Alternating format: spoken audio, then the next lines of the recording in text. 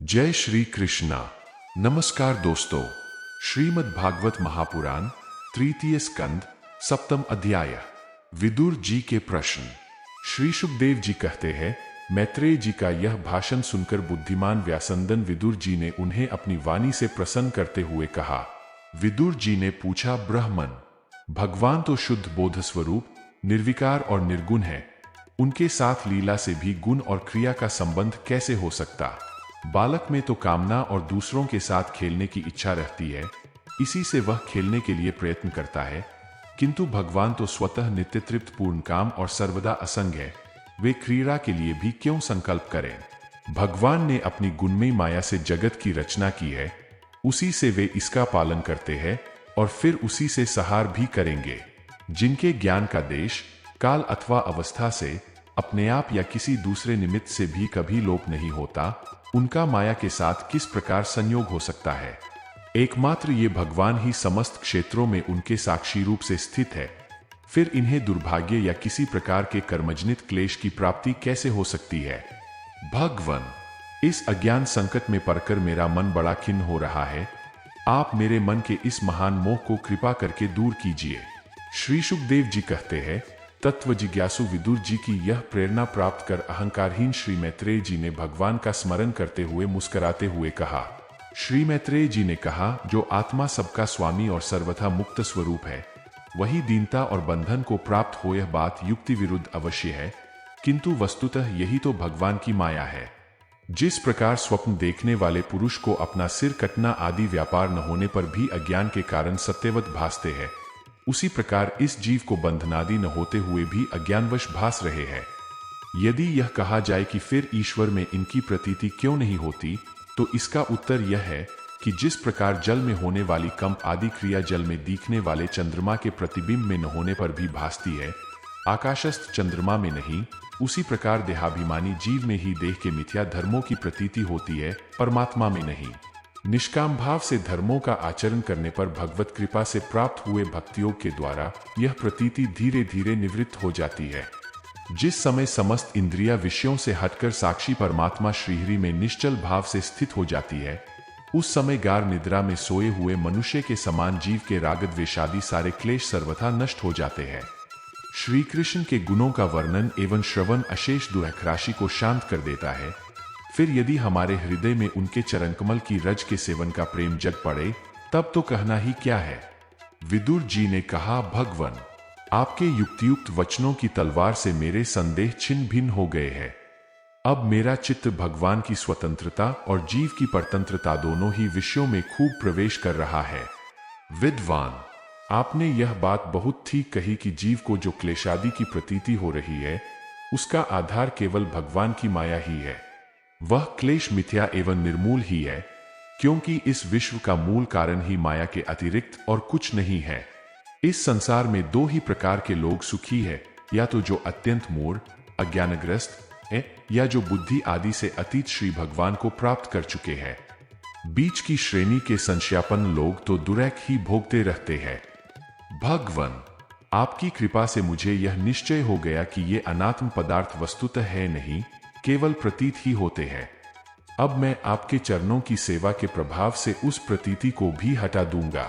इन श्री चरणों की सेवा से नित्य सिद्ध भगवान श्री मधुसूदन के चरण कमलों में उत्कट प्रेम और आनंद की बुद्धि होती है, जो आवागम की यंत्रणा का नाश कर देती है। महात्मा लोग भगवत प्राप्ति के साक्षात मार्ग ही होते हैं, उनके यहाँ सर्वदा देवदेव श्रीहरि के गुणों का गान होता रहता है। अल्प पुण्य पुरुष को उनकी सेवा का अवसर मिलना अत्यंत कठिन है। भगवान, आपने कहा कि सृष्टि के प्रारंभ में भगवान ने क्रमशः महदादि तत्व और उनके विकारों को रचकर फिर उनके अंशों से विराट को उत्पन्न किया और इसके पश्चात वे स्वयं उसमें प्रविष्ट हो गए। उन विराट के हजारों पैर, जांघें और बाहें हैं, उन्हीं को वेद आदि पुरुष कहते हैं। उन्हीं में ये सब लोक विस्तृत रूप से स्थित है। उन्हीं में इंद्रिय, विषय और इंद्रियाभिमानी देवताओं के सहित 10 प्रकार के प्राणों का जो इंद्रिय बल, मनोबल और शारीरिक बल रूप से 3 प्रकार के हैं, आपने वर्णन किया है, और उन्हीं से ब्राह्मण आदि वर्ण भी उत्पन्न हुए हैं। अब आप मुझे उनकी ब्रह्मादि विभूतियों का वर्णन सुनाइए, जिनसे पुत्र, पौत्र, नाती और कुटुंबियों के सहित तरह तरह की प्रजा उत्पन्न हुई और उससे यह सारा ब्रह्मांड भर गया। वह विराट ब्रह्मादि प्रजापतियों का भी प्रभु है। उसने किन किन प्रजापतियों को उत्पन्न किया तथा सर्ग, अनुसर्ग और मनवंतरों के अधिपति मनुओं की भी किस क्रम से रचना की। मैत्रेय जी, उन मनुओं के वंश और वंशधर राजाओं के चरित्रों का, पृथ्वी के ऊपर और नीचे के लोकों तथा भूलोक के विस्तार और स्थिति का भी वर्णन कीजिए तथा यह भी बतलाइए कि तिर्यक, मनुष्य, देवता, सरीसृप, सर्पादि रेंगने वाले जंतु और पक्षी तथा जरायुज, स्वेदज, अंडज और उद्भिज्ज ये 4 प्रकार के प्राणी किस प्रकार उत्पन्न हुए। श्रीहरि ने सृष्टि करते समय जगत की उत्पत्ति, स्थिति और संहार के लिए अपने गुणावतार ब्रह्मा, विष्णु और महादेव रूप से जो कल्याणकारी लीलाएं की, उनका भी वर्णन कीजिए। वेश, आचरण और स्वभाव के अनुसार वर्णाश्रम का विभाग, ऋषियों के जन्म कर्मादि, वेदों का विभाग, यज्ञों का विस्तार, योग का मार्ग, ज्ञान मार्ग और उसका साधन सांख्य मार्ग तथा भगवान के कहे हुए नारद पांचरात्र आदि तंत्र शास्त्र, विभिन्न पाखंड मार्गों के प्रचार से होने वाली विषमता, नीच वर्ण के पुरुष से उच्च वर्ण की स्त्री में होने वाली संतानों के प्रकार तथा भिन्न भिन्न गुण और कर्मों के कारण जीव की जैसी और जितनी गतियां होती है, वे सब है सुनाइए। ब्राह्मण, धर्म, अर्थ, काम और मोक्ष की प्राप्ति के परस्पर अविरोधी साधनों का, वाणिज्य, दंडनीति और शास्त्र श्रवण की विधियों का, श्राद्ध की विधि का, पितृगुणों की सृष्टि का तथा कालचक्र में ग्रह, नक्षत्र और तारागण की स्थिति का भी अलग अलग वर्णन कीजिए। दान, तप तथा इष्ट और पूर्त कर्मों का क्या फल है। प्रवास और आपत्ति के समय मनुष्य का क्या धर्म होता है। निष्पाप मैत्रेय जी, धर्म के मूल कारण श्री जनार्दन भगवान किस आचरण से संतुष्ट होते हैं और किन पर अनुग्रह करते हैं, यह वर्णन कीजिए। द्विजवर, दीनवत्सल गुरुजन अपने अनुगत शिष्यों और पुत्रों को बिना पूछे भी उनके हित की बात बलता दिया करते हैं। भगवन, उन महदादी तत्वों का प्रलय कितने प्रकार का है तथा जब भगवान योग निद्रा में शयन करते हैं तब उनमें से कौन कौन तत्व उनकी सेवा करते हैं और कौन उनमें लीन हो जाते हैं। जीव का तत्व, परमेश्वर का स्वरूप, उपनिषद प्रतिपादित ज्ञान तथा गुरु और शिष्य का पारस्परिक प्रयोजन क्या है। पवित्रात्मन विद्वानों ने उस ज्ञान की प्राप्ति के क्या क्या उपाय बतलाए हैं, क्योंकि मनुष्यों को ज्ञान, भक्ति अथवा वैराग्य की प्राप्ति अपने आप तो हो नहीं सकती। ब्राह्मण, मायामोह के कारण मेरी विचार दृष्टि नष्ट हो गई है। मैं अज्ञ हूं, आप मेरे परम सुहृद है। आथ श्रीहरि लीला का ज्ञान प्राप्त करने की इच्छा से मैंने जो प्रश्न किए हैं उनका उत्तर मुझे दीजिए। पुण्य में मैत्रेय जी, भगवतत्व के उपदेश द्वारा जीव को जन्म मृत्यु से छुड़ाकर उसे अभय कर देने में जो पुण्य होता है, समस्त वेदों के अध्ययन, यज्ञ, तपस्या और दानादि से होने वाला पुण्य उस पुण्य के 16वें अंश के बराबर भी नहीं हो सकता। श्री शुकदेव जी कहते हैं, राजन, जब कुरुश्रेष्ठ विदुर जी ने मुनिवर मैत्रेय जी से इस प्रकार पुराण विषयक प्रश्न किए तब भगवच्चर्या के लिए प्रेरित किए जाने के कारण वे बड़े प्रसन्न हुए और मुस्कुराकर उनसे कहने लगे। इति श्रीमद् भगवते महापुराणे परमहंस्य संहिताय तृतीय स्कंद सप्तम अध्याय। श्रीमद् भागवत महापुराण तृतीय स्कंद अष्टम अध्याय। ब्रह्मा जी की उत्पत्ति। श्री मैत्रेय जी ने कहा, विदुर जी, आप भगवत भक्तों में प्रधान लोकपाल यमराज ही है। आपके पुरुवंश में जन्म लेने के कारण वह वंश साधु पुरुषों के लिए भी सेव्य हो गया है। धन्य है, आप निरंतर पद पद पर श्रीहरि की कीर्तिमयी माला को नित्य नूतन बना रहे हैं। अब मैं क्षुद्र विषय सुख की कामना से महान दुरैक को मोल लेने वाले पुरुषों की दुरैक निवृत्ति के लिए श्रीमद् भागवत पुराण प्रारंभ करता हूं, जिसे स्वयं श्री संकर्षण भगवान ने सनकादि ऋषियों को सुनाया था। अखंड ज्ञान संपन्न आदि देव भगवान संकर्षण पाताल लोक में विराजमान थे। सनत कुमार आदि ऋषियों ने परम पुरुषोत्तम ब्रह्मा का तत्व जानने के लिए उनसे प्रश्न किया। उस समय शेष जी अपने आश्रय स्वरूप उन परमात्मा की मानसिक पूजा कर रहे थे जिनका वेद वासुदेव के नाम से निरूपण करते हैं। उनके कमलकोश सरीखे नेत्र बंद थे। प्रश्न करने पर सनत कुमार आदि ज्ञानीजनों के आनंद के लिए उन्होंने अधखुले नेत्रों से देखा। सनत कुमार आदि ऋषियों ने मंदाकिनी के जल से भीगे अपने जटासमूह से उनके चरणों की चौकी के रूप में स्थित कमल का स्पर्श किया, जिसकी नागराज कुमारियां अभिलषित वर की प्राप्ति के लिए प्रेम पूर्वक अनेकों उपहार सामग्रियों से पूजा करती है। सनत कुमार आदि उनकी लीला के मर्मज्ञ है। उन्होंने बार बार प्रेम गदगद वाणी से उनकी लीला का गान किया। उस समय शेष भगवान के उठे हुए सहस्रों फन किरीटों की सहस्र सहस्र श्रेष्ठ मणियों की चिटकती हुई रश्मियों से जगमगा रहे थे। भगवान संकर्षण ने निवृत्ति प्रायण सनत कुमार जी को यह भागवत सुनाया तथा ऐसा प्रसिद्ध है। सनत कुमार जी ने फिर इसे परमव्रतशील सांख्यायन मुनि को उनके प्रश्न करने पर सुनाया। परमहंसों में प्रधान श्री सांख्यायन जी को जब भगवान की विभूतियों का वर्णन करने की इच्छा हुई, तब उन्होंने इसे अपने अनुगत शिष्य हमारे गुरु श्री पराशर जी को और बृहस्पति जी को सुनाया।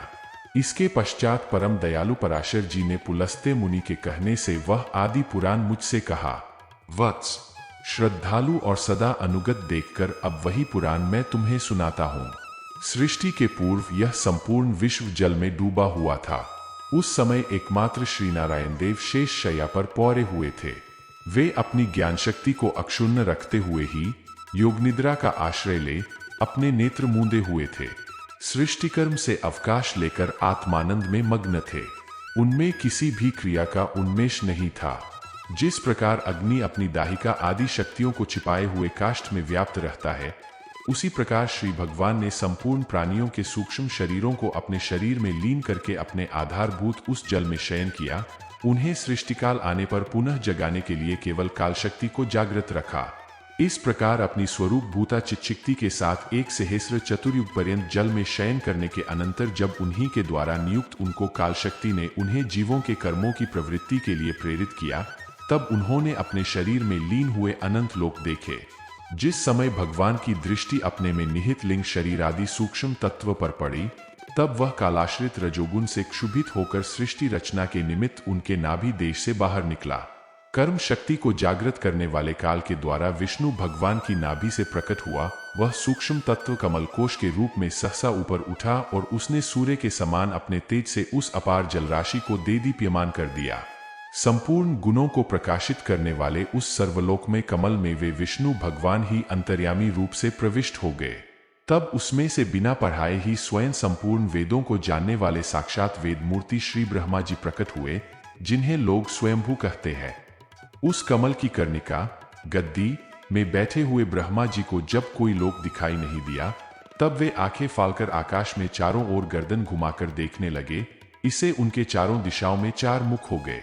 उस समय प्रलयकालीन पवन के थपेड़ों से उछलती हुई जल की तरंगमालाओं के कारण उस जलराशि से ऊपर उठे हुए कमल पर विराजमान आदि देव ब्रह्मा जी को अपना तथा उस लोक तत्व रूप कमल का कुछ भी रहस्य न जान पड़ा। वे सोचने लगे, इस कमल की कर्णिका पर बैठा हुआ मैं कौन हूँ? यह कमल भी बिना किसी अन्य आधार के जल में कहाँ से उत्पन्न हो गया? इसके नीचे अवश्य कोई ऐसी वस्तु होनी चाहिए जिसके आधार पर यह स्थित है। ऐसा सोचकर वे उस कमल की नाल के सूक्ष्म छिद्रों में होकर उस जल में घुसे, किंतु उस नाल के आधार को खोजते खोजते नाभिदेश के समीप पहुंच जाने पर भी वे उसे पा न सके।